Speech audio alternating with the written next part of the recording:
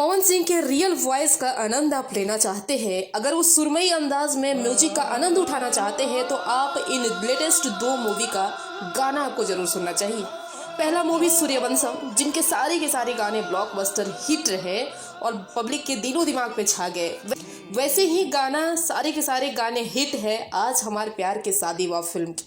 जब जब देखी उनके आग हमर जागे जागे ताजमहल जैसा।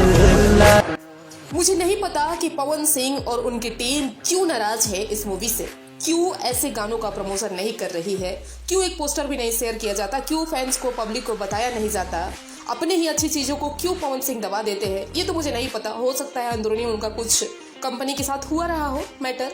लेकिन एक चीज़ मैं कहना चाहूँगी कि अगर आप दिल से चाहते हैं, आप फैंस पवन सिंह को दिल से चाहते हैं, उनके वॉइस को अमर रखना चाहते हैं, तो ऐसे गानों को शेयर करना बनता है, ऐसे गानों को व्यू देना बनता है, लाइक करना बनता है।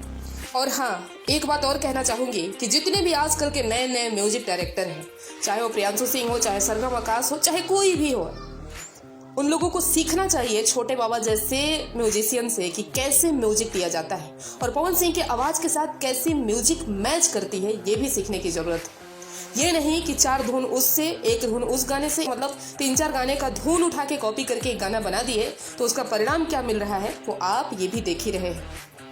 खैर, एक चीज़ का मुझे ये सुकून मिल रहा है कि पवन सिंह की मूवी के गाने बीच में उतना अच्छा परफॉर्म नहीं कर रहे थे, अच्छा नहीं लग रहा था, लेकिन अभी जो लेटेस्ट मूवीज़ के गाने आ रहे हैं वो बहुत ही अच्छे हैं। अगर पावर स्टार मूवी के सॉन्ग को छोड़ दे तो हाँ, आपको हो सकता है अच्छा लगा हो वो, लेकिन पावर स्टार मूवी का सॉन्ग मुझे उतना खास नहीं लगा जितना कि इन मूवीज़ के गाने हैं।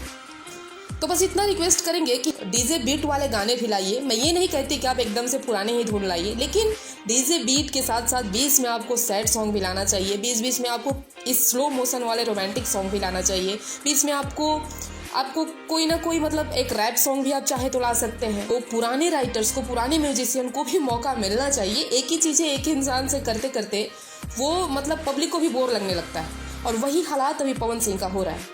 तो स्पेशली मेरा रिक्वेस्ट है कि अगर आप लोग मेरा वीडियो देख रहे हैं तो इस चीज़ पे ध्यान दें और पब्लिक क्या चाहती है वो सोचे, तभी शायद कुछ अच्छा कर पाए आप लोग। नहीं तो फिर पब्लिक तो रिजेक्ट ही करेगी अगर उसको पसंद नहीं है तो आप क्या कहेंगे इस पे, आपकी क्या राय है, कमेंट करिए और मेरे वीडियो को लाइक शेयर जरूर करें। चैनल पर है तो सब्सक्राइब करें। मिलते हैं नेक्स्ट वीडियो में।